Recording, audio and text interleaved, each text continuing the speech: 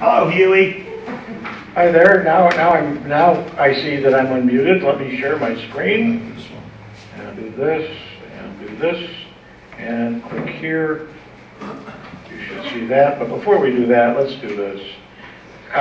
Just want to make you all feel bad. Oh, yeah.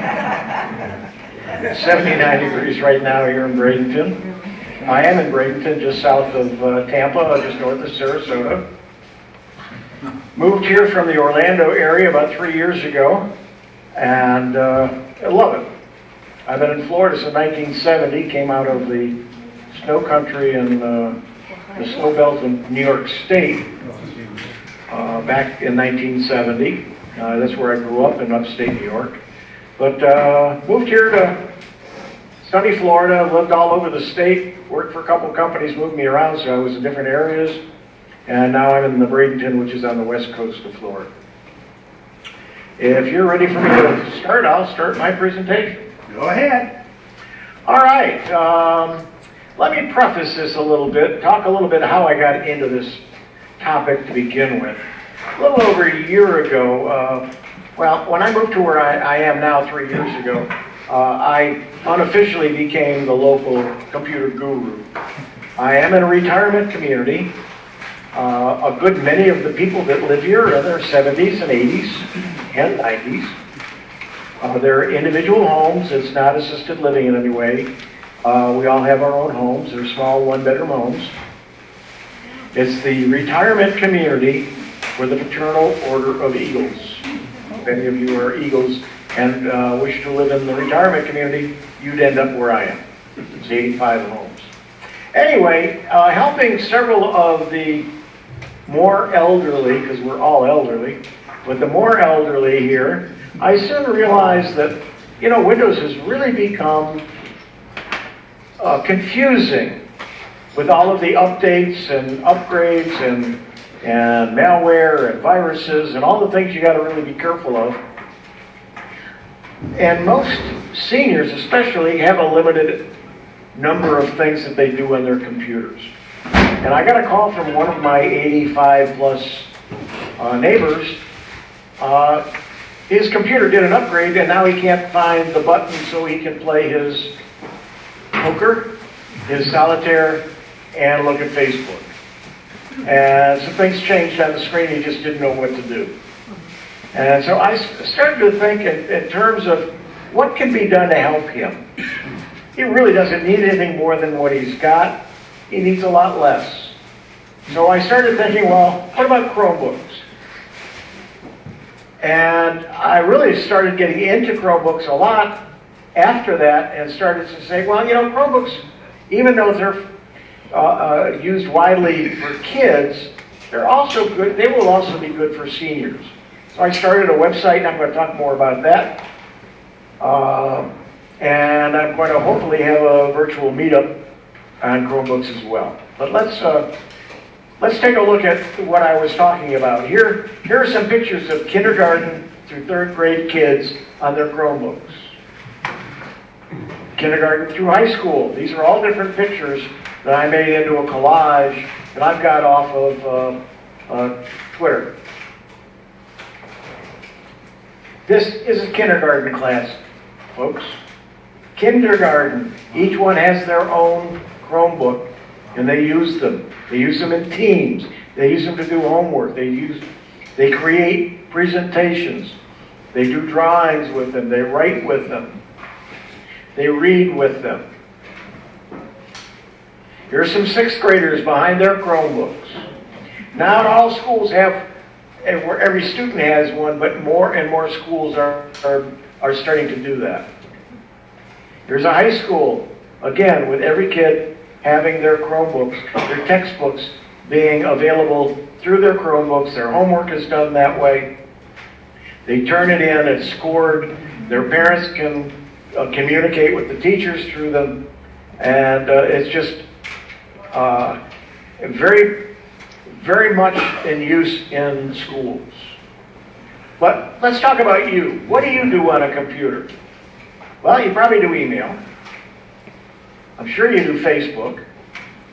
You probably play a few games. You won't admit it all the time. But you're probably playing some games. And the games that you're playing aren't what the kids call games. What the kids call games are very much reliant on heavy graphics. You're probably playing solitaire or poker or some games like that. You look up information. You Google it. You may do your banking and pay some bills. You make some purchases. Who doesn't use Amazon or Walmart or some of the others? You may Skype. You probably use YouTube. If you don't, you should. And probably some other things that you do on your computer, but it doesn't require a lot of horsepower. It doesn't require a lot of computer. Chromebooks, so what are they? Well, number one, they were launched 2011, 2012. Depends on where you read about them. Yeah, they were talked about being released and launched in 2011, but in essence, it really was 2012. That's less than 6 years ago. In 2015, the category overtook MacBooks in the U.S. There are 2 million units in quarter one of 2015 that were sold. That's not total up to that point. That was just in that quarter. And it's mostly fueled by the K through 12 education market. So it's widely used in education. 58% of U.S. K through 12 schools are using Chromebooks. Windows is second with about 22%, and the combined impact of Mac OS and the iOS, in other words, the iPads, are close behind at about 19%. And it's rapidly shifting landscape. It is. 3 years earlier, Apple's products represented nearly half of the devices being shipped to U.S. classrooms. Okay, what are some pros for, there's pros and cons of everything, the pros for Chromebooks. One, they boot quickly. 15 seconds max, to the point where you're online and ready to work. Not you're waiting for things to come up. You got something on the screen, 15 seconds. You're ready to work in 15 seconds. They're effectively impervious to viruses. Of course, phishing is man-induced, not software-induced. Mom and Dad know what to watch for. Generally speaking, Chromebooks are inexpensive. Usually anywhere from $200 to $400 are good ones, depending upon the sizes and the features. You can get them less than $200. You can get them, the Google Pixel book is like $1,000, $1,100. So you can get them up there a little bit. But normally in the $200 to $400 range, you're going to get a good Chromebook. You can use voice commands. You can say, okay, Google, from the launcher to invoke Google's voice-powered assistant. There's tight integration with everything Google. Gmail, Google Drive, Google Calendar, and so on. That means any document created, say, in Google Docs is automatically archived to the Google Drive. It's like full-time automatic backup for nearly everything. Good battery life. The Chromebook that I use has a battery life of around 10 hours, sometimes a little bit more. That means, this is one of the reasons they're used in schools a lot, is the fact that they can charge them all night. In the morning, the kids can unplug them, and they don't need to plug them in or charge them all day long. They can be used all day, doing whatever they need being done, and they're not in jeopardy of losing their charge for the day. The keyboards are simple, and they come with all essential software. And, of course, they're light and easy to carry. There are cons with everything that you buy these days, and there are a few, but they are minor. There's a bit of a learning curve, especially if Mom and Dad are already accustomed to Windows, or whoever's going to be using it. Printing can be a challenge. The Chrome OS doesn't allow for USB connections, but it does support wireless printing, provided your printer supports something that's called Google Cloud Print. Check your printer and see if it does support Google Cloud Print. And if it does, setup isn't always easy. There's some things you have to follow. Once you get it set up, though, then it will work. If you've got an Android phone and you've got it working with your printer, then your Chromebook most likely will work as well, unless it's one of the really older ones that don't support Android, and I'm going to talk more about that in a few minutes. I've got it working with mine. However, I bought an old used Chromebook for Robin, and I still don't have it printing yet. And then Gmail is not everyone's favorite email client, but if your folks already use, say, Outlook or Yahoo, it's a simple matter to connect to those services. If you're already using Gmail, email is a snap, because it's just the way it is on any other computer. And you're using your Gmail as your sign-in for your Chromebook and for your account, and that handles all of your storage and your hard drive in the background. And it does rely on the internet. So if you're not connected to the internet, you don't have all of the advantage of the Chromebook. But you can still use it. You can create documents in Google Docs, type away, put all the information you want. When you save it, it saves it locally. When you then connect to the internet, it'll back it up to your Google Drive automatically. Okay, Chromebooks grew by a stunning 38% in 2016 as compared to what it was in 2015. Gartner estimated 9.4 million Chromebooks shipped compared to 6.8 million in 2015. However, overall, PC shipments in 2016 had declined. So not only were Chromebooks growing, it was growing in the environment that PCs themselves were dropping in sales. 2016 probably will go down as the best year ever for Chromebook shipment growth. Gartner's estimating that the shipments will continue to grow, but at a little slower pace. 2017, the final figures aren't in yet, but Gartner had projected Chromebook shipments to be about 10.9 million units for the year, a growth of about 16.3% compared to the year before. And in 2018, our present year, the shipments will total about 11.9 million units, in other words, up about 8.6% from last year. So there's also growing interest in Chromebooks from businesses in the finance and retail sectors. Companies are using Chromebooks as no-frills, mobile thin clients, considering they are cheap to deploy and easy to manage. So not only are the schools using them more and more, businesses are also starting to use them. Now, prior to last year, the way you put apps on your Chromebook was to use the Chrome Web Store. The newer models, I'm going to talk a little bit more about this, now can use the Google Play Store, which is the ability then to use Android apps. So the Chrome Web Store is where you can find thousands of apps, extensions, and themes designed for Google Chrome browser, for the Google Chrome browser. Google Play lets you browse and shop for your favorite music, movies, and books.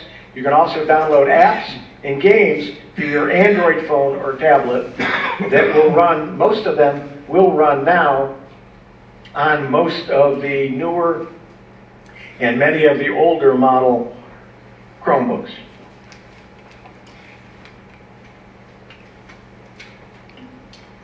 The number of available apps in the Google Play Store was most recently placed at 3.3 million apps in September of 2017, after surpassing 1 million apps in July of 2013.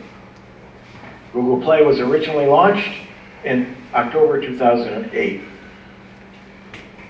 This just gives you an idea of the number of apps that are out there. Hang on, let me cough here. I'm going to mute the mic. Okay, I'm back. Okay, the Chrome operating system supporting the Android apps. When I first bought my Chromebook, just about a year ago right now, it was in March last year, I have the second one down, the Acer Chromebook R11. I'm going to talk about that in just a second. But there's the Asus Chromebook Flip, the latest Chromebook Pixel, which was 2015's, and then now the new Chromebook Pixel. Samsung Chromebooks Plus and Pro, and then all of the 2017 models that were not released when I put this slide together, and all of the 2018 now supported. As of June 23rd, 2017, these were the models that were supporting Android apps. And then in November, it climbed to this many. And it's now over 60 different models. All of the new models are supporting Android, and more of the older models are as the operating system is updated to support those older models as well. Not all will support Android, so if you buy an older used one and they don't say that it does support it, or even if they say that it does, you risk the possibility that it won't. As I said, I bought one for Robin. It cost me $99 delivered, and so far it is not supporting the Android. But she finds that it works perfect for her. She's able to run the Google Docs. She can actually run the Microsoft products. I'll talk a little bit about that in just a moment. And most of the other things that she does is are on Gmail and using her browser, and she certainly can do that with her $100 computer, and she's happy with it.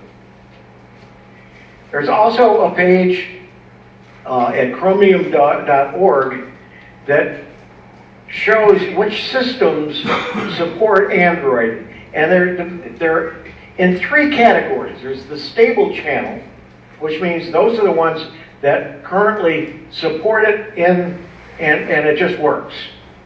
Some are still in beta channel, so you have to go into the beta channel and operate from there, and some only work in the beta channel, and then others are planned where they may come later. And this website is fairly up to date, and will so if you see a used model somewhere, you might want to check and hope that it's on this list and it tells you that it's in the stable channel. There's another website, the zipso.net, that lists Chromebooks up through 2017, nothing newer, and I wish they would update it, but they show with a little Android graphic which ones support Androids, and as you get down, and it's sorted by years, so you can see different models and what year they were released, and then a little bit about them. But it also shows you how much memory is in that version, what the CPU speed is, how many cores, how long it weighs, or how much it weighs, how long the battery will last, and so on. So it's a very good chart. But they aren't keeping it up to date is the only problem I find with it. Okay, when you want to go out and look for a Chromebook, what do you look for? One is the brand. Some people don't like Asus. Some people don't like Acer. Some people don't like Samsung. If you don't care, there's lots of brands of Chromebooks out there. HP has some, Dell has some, Lenovo has some, and then there's some small name that I hadn't heard of before that also have Chromebooks. The screen size, you can get them from 11 inches, most of them are 11.6, which is about a little over 11.5 inches, up through 15 inches. You want to get one that's going to be the size that you're going to be comfortable with. The 15-inch, a lot of them have better resolutions, or higher resolutions, but with the small screen, you don't need a higher resolution, so that may not matter to you. You'll want to look at the CPU model and the speed. You might like Intel over some of the other ones. It may not matter to you. You might want to look at the speed if speed is of importance to you, and how many cores. Camera, and Mike, you'll notice that that's in italics. Most of the brands come with a camera and mic, but they may not. So you might want, if that's something that's important to you, you want to make sure you get a model that has the camera mic built in. How much memory? Most of the Chromebooks come with either 2 or 4 megabytes or 4 gigabytes of RAM. Some of the newer, more expensive ones are coming with 8 gigabytes of RAM. Storage, some of them come with 8, 16, and some of the newer ones are coming with 32 or 64 gigabytes of storage. You don't need a lot of storage because most of it's stored out on the cloud anyway. I would like you to know that if you buy a new one, in fact, if you buy one of the older ones, there is a way there you might be able to be grandfathered in and get use of this. But most of the models are coming with 100 gigabytes of storage for 2 years. Normally, when you open up a Google account, you get 15 gigabytes of storage. If you get one of the newer ones, you go to a certain website and web page, and just by clicking on it, you can get 100 gigabytes for 2 years. If at the end of the 2 years you want to keep that, you probably will, it costs you about, I think it's $25 a year to maintain 100 gigabytes of storage, which is still not very expensive and should give you plenty of storage. If you have one of the older ones and somehow you can't get that extra free 2-year usage, again, you can get the 100 gigabytes for $25 a year, not a month, but a year. The battery, you want to look at the battery, what the manufacturer claims you're going to get from that battery, whether it be 8, 10, some of them are as much as 12 hours, and I think you're going to start seeing that even go higher. The weight, 2.5 pounds. I've seen them from about 2.5 pounds up to about 5 pounds. So again, if you're going to be carrying it around, doing a lot with it, you might want to get a lighter one.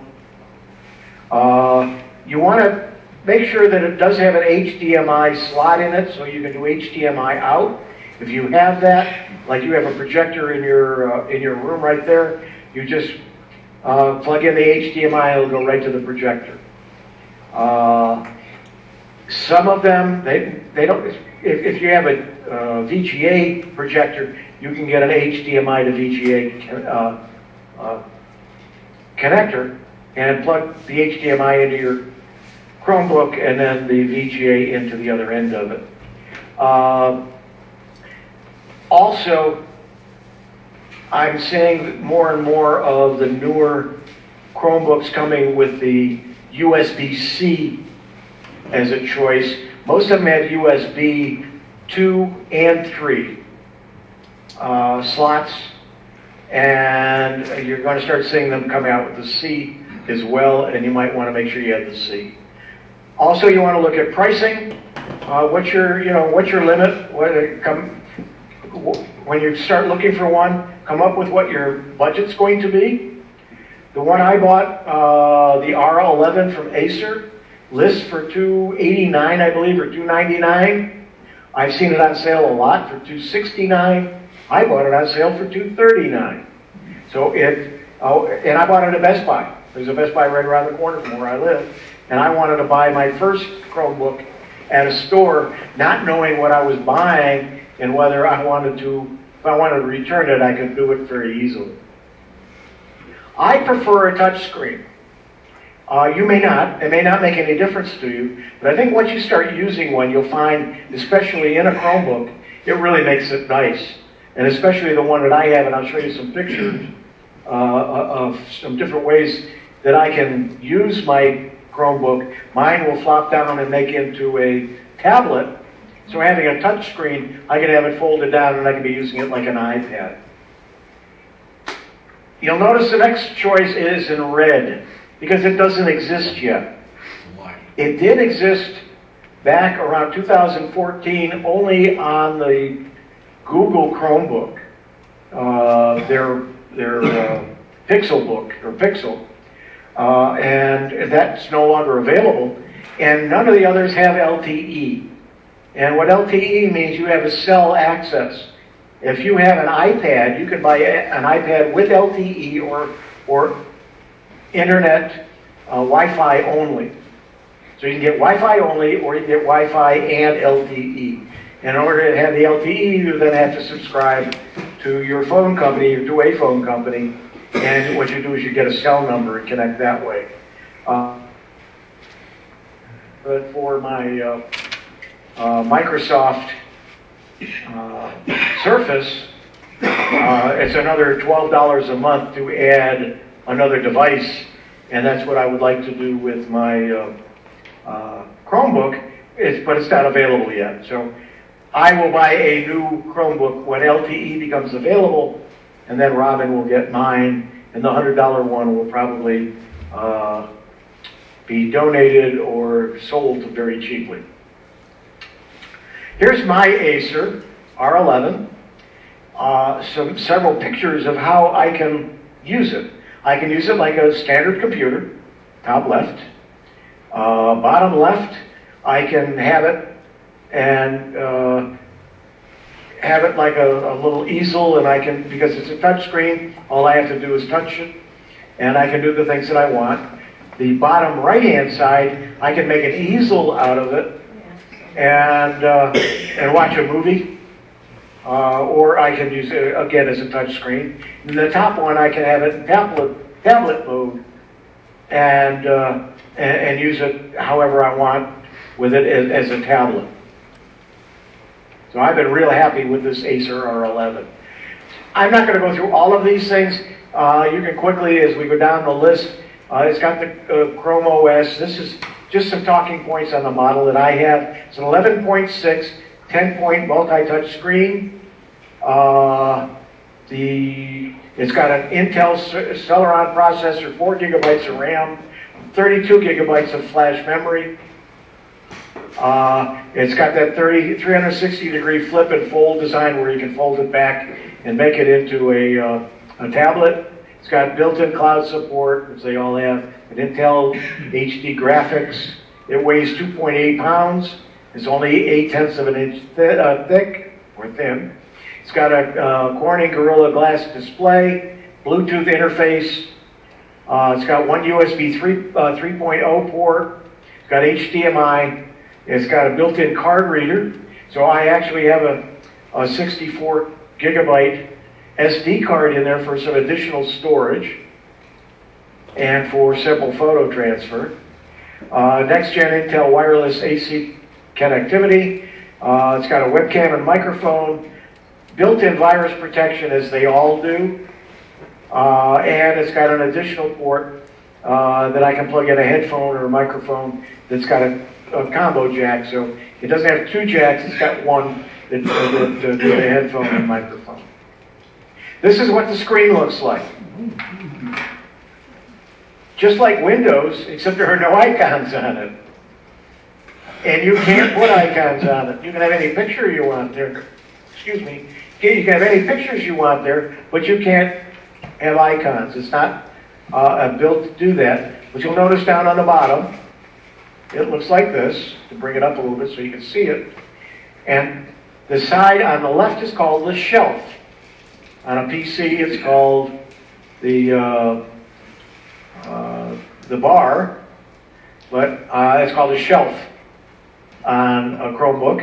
And over on the right-hand side, it's the status tray. And I'm going to go through both of these now. First of all, let's look at the shelf. You'll notice here there's a little round circle on the far left. That's your start button. Then I've got 4 items that don't have anything under them. Those are just some programs that I have put as standard on my status bar on the shelf. The other 4 have a little white dot under them. That means they're on. That means they're running in the background. As an example, this is with those 4 running. First of all, we have one. We have the browser going, and I'm looking at Huey's Views and Reviews website. at huey.net, one of my websites. And I also have, let's see, that would be my Feedly. I'm looking at my RSS feeds. And then over here on the side is Evernote. And then underneath, on the desktop, and you can't see it because everything else is covering it up, there's a poker game going on. So you can multitask using the 4 gigabytes of RAM and the limited storage space and everything else with a Chromebook. You still have the ability to multitask. When I click the Start button, what I get at the top, along the top, right now you'll see there's 5 starting with Play Store. This is an older screen capture. The newer one, now it has a black background, and it doesn't give me the kind of picture that I want to have in this presentation, so I'm still using my older slides. So it does say the Play Store is in beta, but it doesn't say that any longer. But the top row will be the last 5 apps that I ran. And these are all the Android apps or the built-in apps that are on this computer. Then below that are other apps, are all apps, and here are some screenshots of some of the apps that I run. And then go to the next page.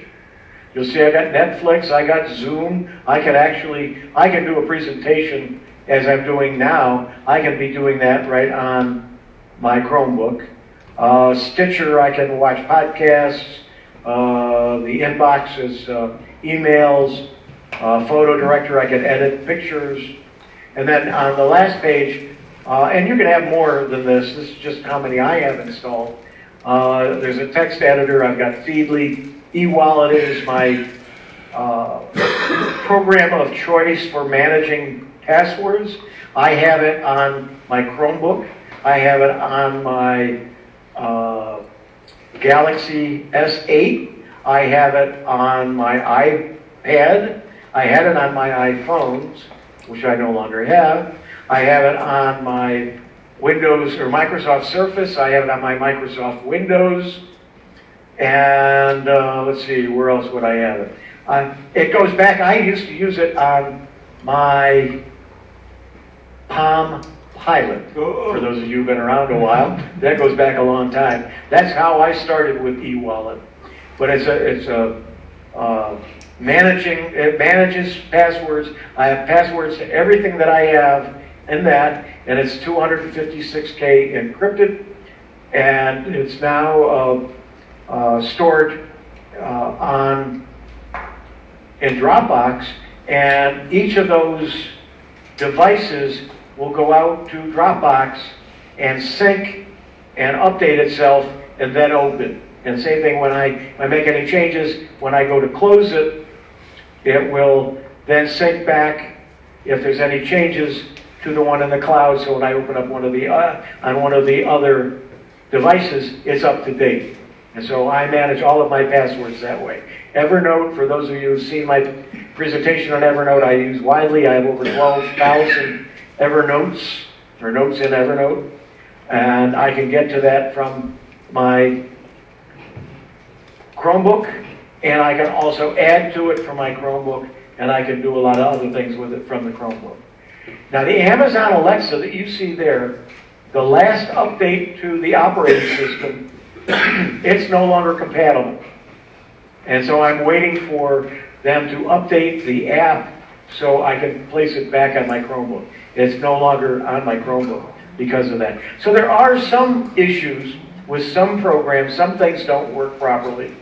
But I would say a good 90, 95, 99% of the Android apps that are out there will work on your Chromebook.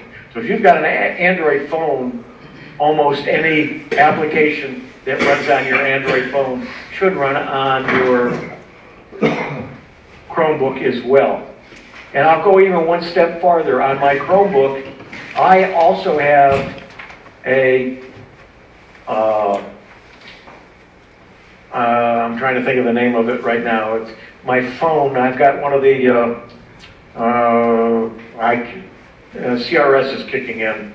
And anyway, I have the phone you plug into the computer, or you can plug into the internet, and they have an Android app that I can actually make my Chromebook into a phone.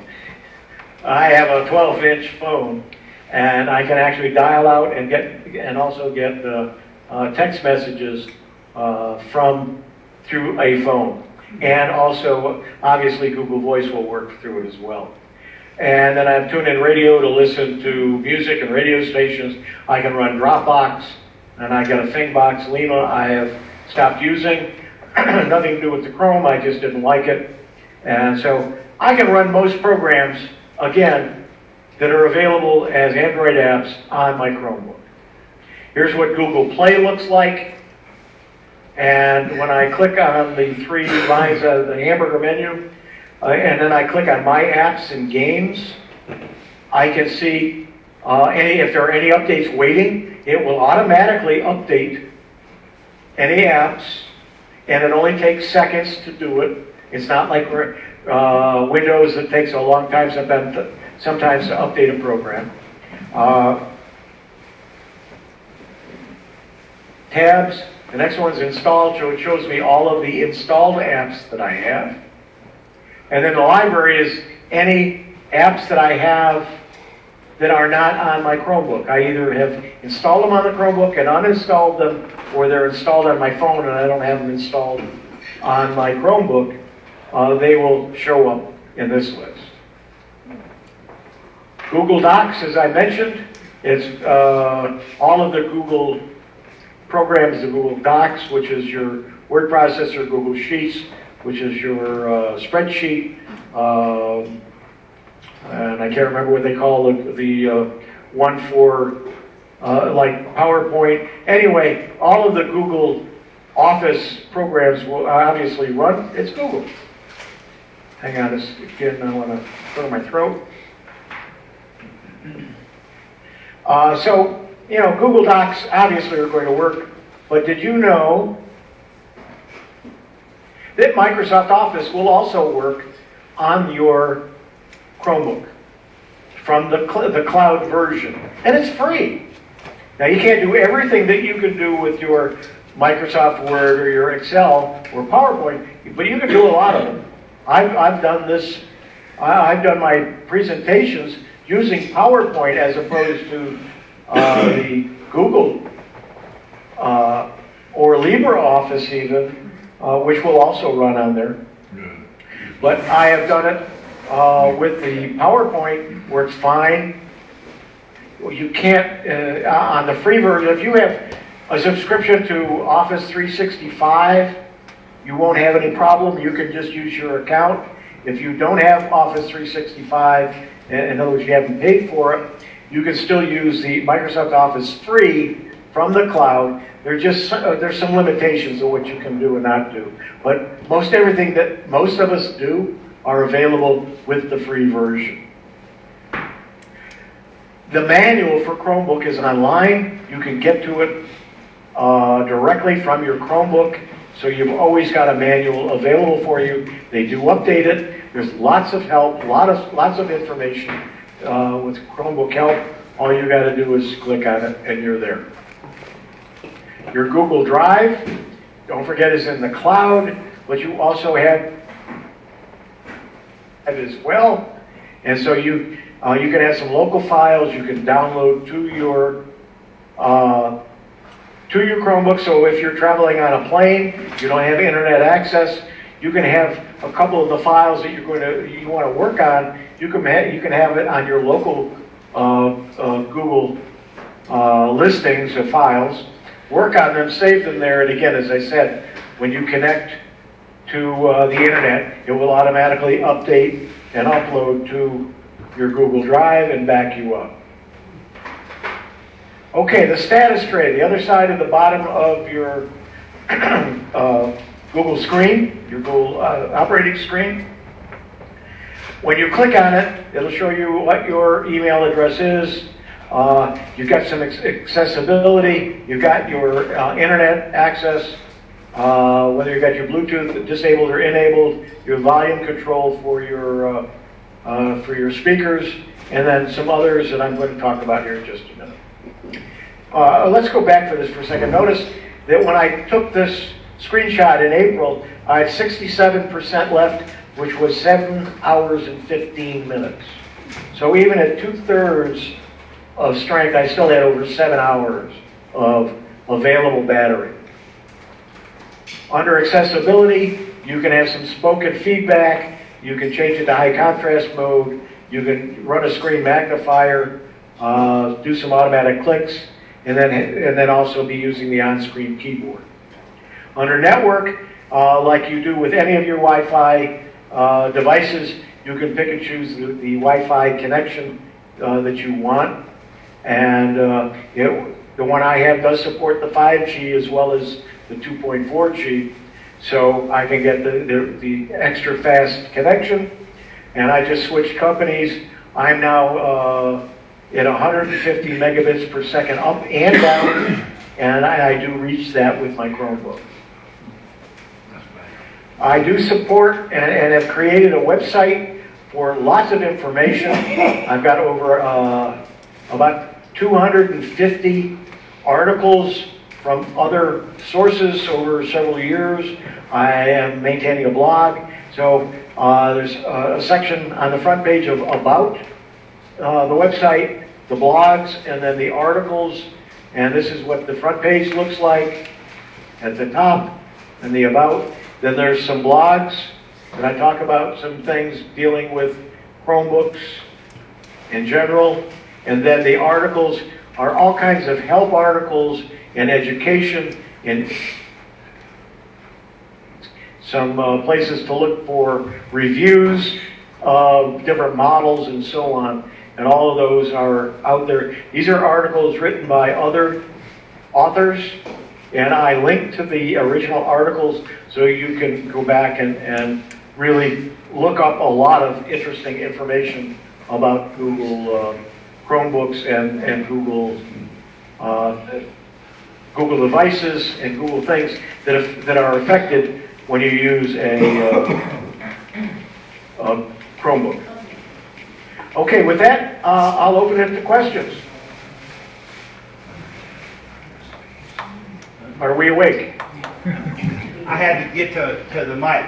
Okay. You skipped one important thing. My Chromebook is acting screwy, and it's all messed up. What am I gonna do? You go to your Google settings. You go to a button that says Power Wash under Advanced, and you click it. It says, "Are you sure you want to do this?" And you say yes, and what it will do, it will wipe your Chromebook and get it back to factory fresh. When I say back to factory fresh, it's going to come up and say, "Okay, what's your username? What language are you in? Where are you connected to?" And I think there was one other question. What language, I think, are you in? There's 4 questions. Once you click those, and you've already put in your email address for your account, it says, "Okay, what's your password?" You type that in, it goes out to the cloud, and everything is reinstalled on your computer within minutes, and you're back the way the computer should be. Within minutes. But if we do that in Windows, I lose all my files. You don't lose anything because everything's stored in the Google Cloud. Everything is stored there. And you don't get viruses. But if, let's say, you go to a website that's infected and you have a problem with it, the way the Chrome operating system and the Chrome browser works, that every tab is a sandbox. So if something really screws up in one of those tabs, you close that tab and it doesn't affect anything else on your computer. I guess that's going to put our repair SIG group members kind of out of business. Oh, you'll find other things. All right, we're opening up back, way in the back. Mary Frances. John, please ask that man when he said that everything was not lost, everything was saved to the cloud. Was it saved to the cloud because I had told it to, or did it do it automatically? It does it automatically, except some of the Android apps don't operate that way. And so some of those you want to make sure that you've got the information somewheres. But I found when I did I also did a firmware update. What firmware means is it updated one of the chips within the hardware, and it said that some of my data would not be remembered, and make sure you back that up somewhere. But you can copy things if it's on your local drive, in other words, on your machine, and you only have, in most cases, well, I think mine's got 32 gigabytes of space. That includes the operating system and so on. So, I probably got room for about 8 gigabytes or 12 gigabytes of storage of pictures and some other things that I may not share with the cloud. Those I might want to back up to the cloud. But you specifically have to tell it that it's local. In most cases, you're not going to lose much if you lost anything if you didn't even remember to back it up. And you're definitely not going to lose anything important unless you downloaded it specifically to your machine. And most of the time when you're getting information, it's first going to the cloud, and you're actually using it from the cloud anyway. Question back here. Yeah, I travel a lot. My wife and I travel a lot. And so we want to restrict what's on it. We need to restrict it. This is a better arrangement to do it than my laptop is. Okay, he's talking about when they travel, they want to be able to restrict what's on there, and he thinks that this appears to be a better way than with regular laptops. Yeah, I'm not sure what he's talking about. I didn't hear the question. Yeah. I heard what you said. Right. If you're traveling, you're going to connect to the internet. If you're not on the internet, obviously no one will have access to anything on your system. Well, I have access to the internet when I travel. I've never had any problem in hotels for that. Right, but you're connecting over a public Wi-Fi. Yeah, that's true. Now at the house, I have things can be during travel information. If you're on a public Wi-Fi, somebody can still steal it from you. So you want to be careful what you do. Well, wouldn't you say that the big security is there's nothing that much on your Chromebook? It's all up in Google. Right, So, but you still don't want to sign into your bank account right.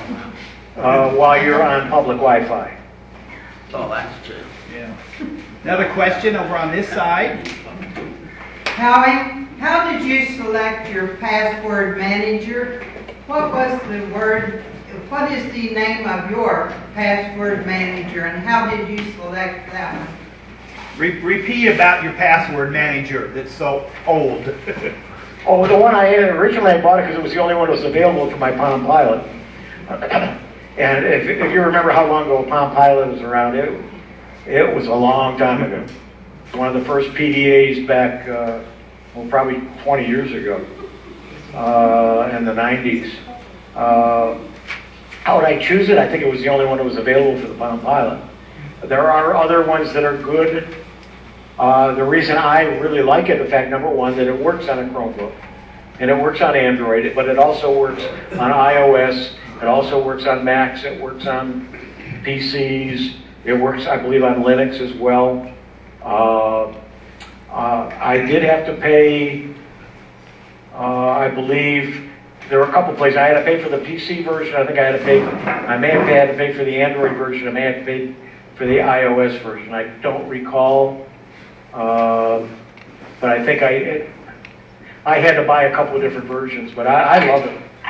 I live by it. I probably got close to 1,000 passwords. I don't remember passwords well, and I do change them, and I do have different ones for everything. Pretty much everything has a different password, and I don't have a set scheme. In other words, it isn't password 1, password 2, password 3. I do have combinations of words and places and things and statements and sentences that I try to remember. Sometimes something to do with what I'm trying to create a password for, but sometimes it's just got nothing to do with it, but it's just nobody's going to guess it. And your program is called eWallet? Yeah, and it's from Ilium's, let's see, Ilium Soft, ILIUM, I believe it is. Let me, e-wallet. I'm not going to open it because you'll get to see, you may get to see more than I want you to. I'm not going to sign into it. Is it still available? Oh yeah, they still update it. There it is. I'm not going to sign in, but let's go to. Let's see, there should be an about. I see a question mark up at the top right. Yep, and there's information too. Oh, Here it is. Ilium Soft, ILIUMSOFT.com. I heard a question. Yeah. Can you, if you have the Chromebook and it starts out with Google and all that, can you download Linux on that? He wants to know about downloading Linux. Right. I have to give you a little secret. Or is it all Linux? It is basically Linux. It's a version of Linux, the Chrome so, OS. But in talking with Huey, he'll tell you that there is a way that you could install Linux on it. Right. But I would have to say why. Well, I wouldn't have to. I'm saying if you can. Yeah, because Well, the Chromebook is kind of the most secure Right. operating system for laptops. Can they do VirtualBox? Why would you need to do VirtualBox? Well, just to play with it. Okay, do you know where you can put VirtualBox on there? I am not sure. I believe there is a way, and I think I sent you an article on a way to get Linux on here. Right, you did. There really isn't a reason to do it. If you want to play with it, you can just get a Linux box and play with it. I don't see why it'd have to be on the same computer. Bill? Okay. David, back to back? No. I'm using Microsoft OneDrive. I use it on Windows systems and it is also supported on Android. In other words, Microsoft makes an app, a OneDrive app that works with Android. So do you know whether Microsoft OneDrive could be used with Chromebook? Okay, I can ask that.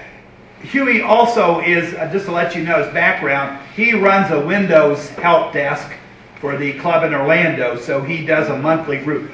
Huey, can you access Microsoft's OneDrive from your Chromebook? Oh, absolutely. And I store things out there, and if you've got the online, it's actually going to OneDrive to get the files for it. So you sign into your OneDrive account or your Microsoft account, and then you can do everything with that as well. And I also can get the Dropbox.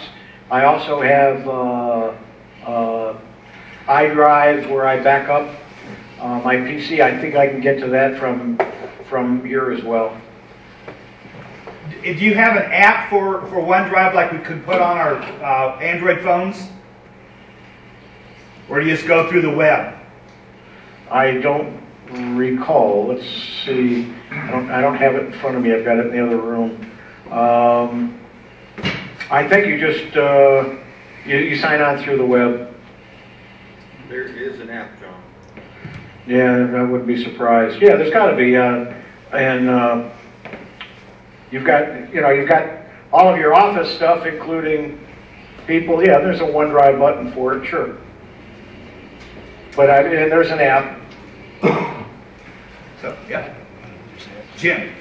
If we would get any of these Chromebooks in through the recycling, refurbishing, can we restore them and be able to use them without having to sign in on someone's account, or we have to make a new account, or what do we have to do? Well, you can create Gmail accounts all day long. I think I got something like 30 of them. So you can do that, but there's also a guest account on every machine. You can sign in and play with, and then once you sign out, all that. So you can let anybody use it. When they're done, if they're in the guest account, it just goes away, and if they sign into their own account, you can, as the manager of the computer, you can then just say, okay, wipe that user, and that user is gone. I've loaned mine to 3 of my neighbors now for a week or two, and we just had them sign. One of them had to create a Gmail account, the other 2 had Gmail accounts, and once they had a Gmail account, they signed. I said, okay, make them a user. It made them a separate user. I couldn't get into their account unless I knew their password. And they couldn't get into my account unless they knew the password. But we both could have accounts on the machine. And so they used it using their account for 2 weeks. When they were done and they said, oh, gee, I want to buy one.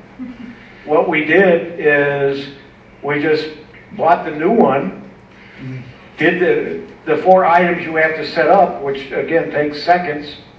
They signed in with their Google account and it populated the new one. I wiped it off the old one just by saying this user no longer is using this computer. It all went away off of my Chromebook, and they were up and running in a matter of seconds. Yeah, I could see that we would just create a like an LCCS Chromebook account, get the machine back running To the basic, yeah. Well, the person who gave us the computer would have to give us their password. Now, why? I mean, what? How would we get into the computer?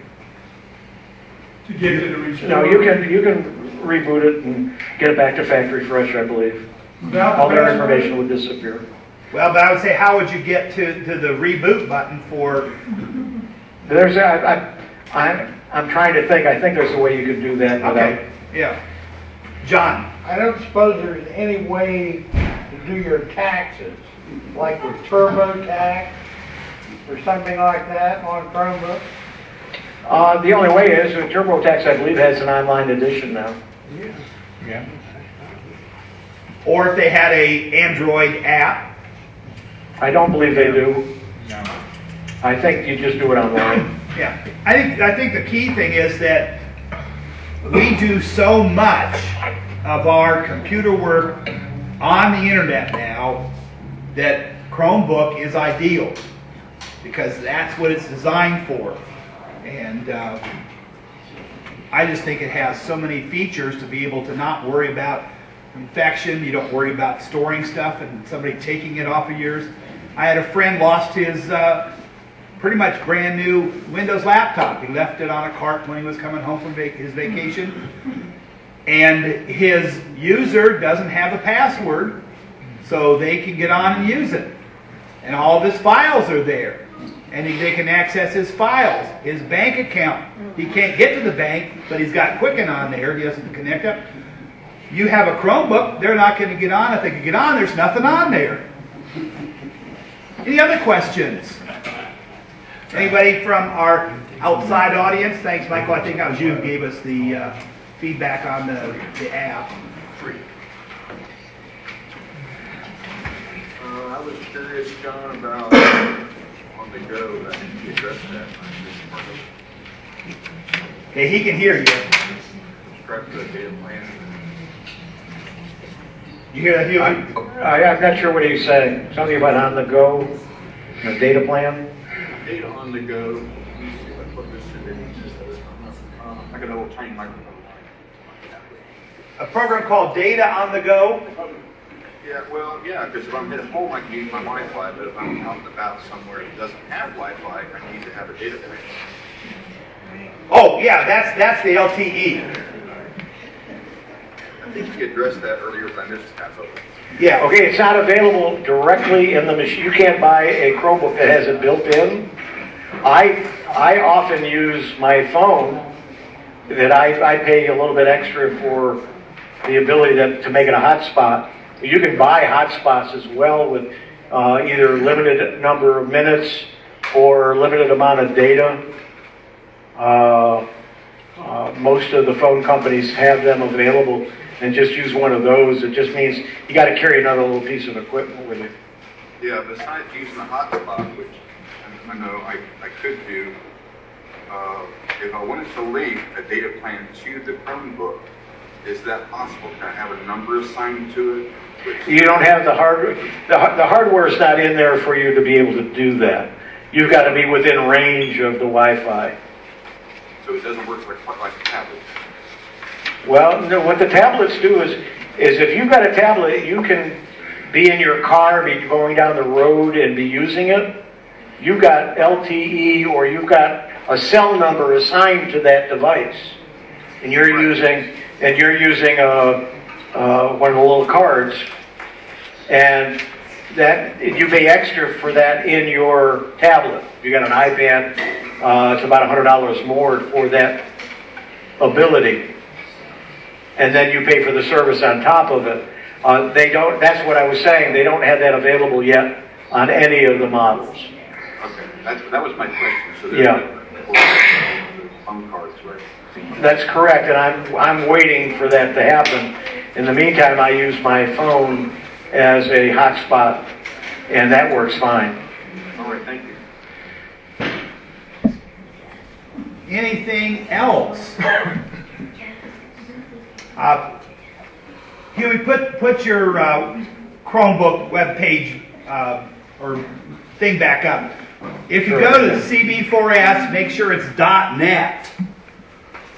And you can find lots and lots of answers.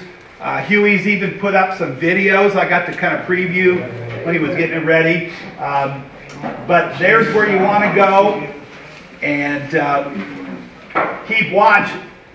I know we have one person. Anybody else here besides Dick have a Chromebook?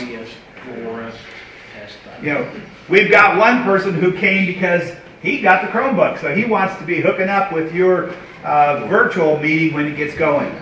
So, you know, check back with here. And I do have some tutorials that I put together, some other people have, and I just got a link to another member of ABCUG who did a Chromebooks for Seniors a presentation on the virtual technology conference, Ron Brown, and I'm going to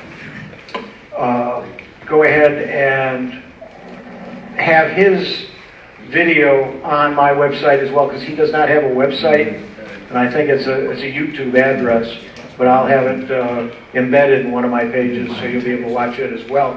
He goes into a little bit more detail on how the memory, how it protects you, and how it's almost impossible to get a virus with it. I don't have an understanding of it. I can find some good material. They explain it to me so I can turn around and explain it to you, but he does a nice job. So somewhere he's picked up some information on it. But I thoroughly enjoy using mine. I found that I use it probably as much or more than my desktop, because I'll sit in the living room with the TV on and be doing things on it. And then whenever I go out anywhere, I don't really take my iPad with me anymore. I take my Chromebook. And I really enjoy using it and find that it works very well in most cases. There are a few instances where I say, I wish I had my iPad, or I wish I had my desktop, but when I'm on my desktop, I say, oh, I wish I had my iPad or my Chromebook. And when I'm on my iPad, I say, I wish I had my desktop or my Chromebook. So there's good and bad with everything, for pros and cons. But I am very pleased and very surprised at how well done and how well it works. I think For the amount of, important. you know, when you're saying you're spending $200 for a really good a really good version, plus most of the software is free, and it works. Free John liked you saying that. Yeah. I will point out that our presentation was a benefit of APCUG. Huey used to be, at one time, was the vice president of APCUG. Now does a lot of work in Florida. He did a lot in the beginnings with the Virtual Tech Conference. He does, I think I checked, and we are what? The end of 4 different presentations? You've been all over the country? I did 4 this week. And so he's been hopping around. But that's the benefit of having a speakers bureau, because Huey's connected with that, and we're allowed to be able to connect and do that. And the videos. If we can't get Huey live, we could go get some of his videos. So I want you to know that, yeah, Ira? Have you ever run out of storage using that Chromebook? Have I? No. But it does, there is a way for you to go in and it'll go out and take a look and let you know that you're getting low. You can take anything that's stored locally, put it out on the cloud and free up that local space, and then bring it down when you want to use it. Sometimes I bring some things in, or I download something to use locally, and I forget it's there, and I really need to delete it. But I think I'm maintaining, I'm right at about 8 gigabytes free or something like that. This is my other website, Huey's Views and Reviews, but you'll notice the WinSig, and let me look at the 2018. These are the meetings so far. So in the March meeting, these were the items, and let me make that bigger so you can see it better. These were some of the articles that I talked about. And then I recorded the meeting, and it's available. And if you ever are in a situation where you need something last minute, you can use one of those for a meeting. You can go through and download it, cut it up, and take pieces and parts from it. This one happens to be, it's right about an hour. Most of them are right about an hour long. But you can attend my SIG meeting. Or if you go back to this page, or any page on the website, you'll notice on the right it has a WinSig newsletter sign up. It only goes out once a month. It's a reminder what's coming up at the next meeting. But I also include a link and we meet the second Sunday of the month, about the same time, actually a little bit earlier than your meeting. I do the Windows SIG first, and then the main meeting right afterwards. And I do it from Bradenton, which is 120 miles away from the meeting location. And I do it every month. And you're welcome to join us online for any of those meetings as well. Mary Frances? John, will you assure him how much we appreciate this? Hey, Huey, really appreciate this. So we thank you for giving your time up to share with us your knowledge. This was my doings, because when I heard him start talking about it, the Chromebook has made a big impression with me, and especially now when people ask me, what should I get? I do what Huey started off with the video. What are you going to use it for? And if they give me that list that Huey showed, then I tell them, you want a Chromebook. No ifs, ands, or buts. That's what you want to get. That way you don't have to worry about it. Yeah, let me end with one thing. Let's go to that website.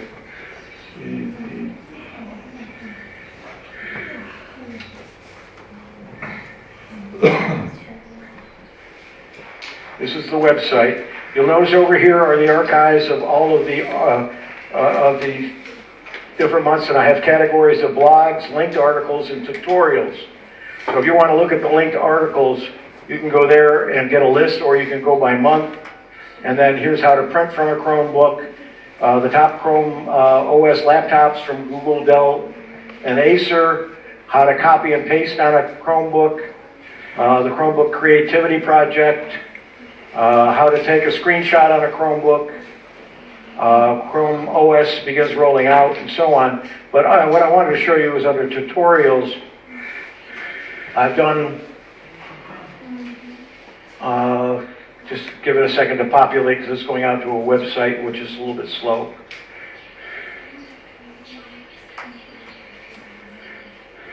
But let's take one. This is only a couple of minutes long. Let me go ahead and just play. Chromebooks for Seniors present Chromebook Help, a video series of information for Chromebook users. There's I'm Huey. Papa. The topic for this video is finding the current Chrome operating system version. To do that, we have to go to the settings. You find the settings by going to the system tray, the lower right-hand corner of your screen, finding the cog icon for settings, clicking it, and it opens up your settings. Now, various versions of the operating system, the appearance will be a little bit different. Earlier versions of the operating system may have About Chrome OS at the bottom. My version, it's up in the top left-hand corner where the hamburger menu is. When you click on the hamburger menu, you go to the bottom and it says About Chrome OS. We click on that, and you'll see here that the version number is version 63.0.3239.140. That's the current version for my model and brand of Chromebooks. Yours may differ.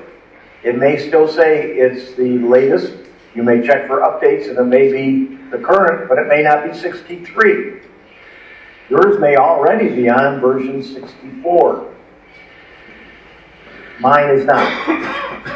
If I check for updates, today it's going to tell me that I am currently up to date. In a future video, I will click on it. You'll see that there's one available or has already been installed, but I'll try to show you how you check for the updates and how you install it. But it will install it automatically once it becomes available as well. You don't have to do it manually, but you can see it has been completed.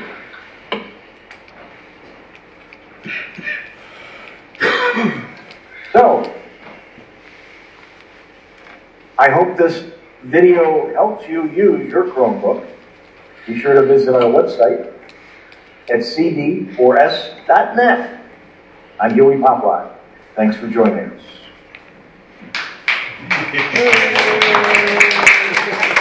I will let you know that Huey has sent me his slide presentation. It will go up on our website. So if you want to be able to review it again, share it with somebody. The seniors. Hang on, sorry about that. That's okay. It'll be there. Plus, I'm going to be putting links to both of Huey's places, especially the CB4S. And so you'll be able to review back.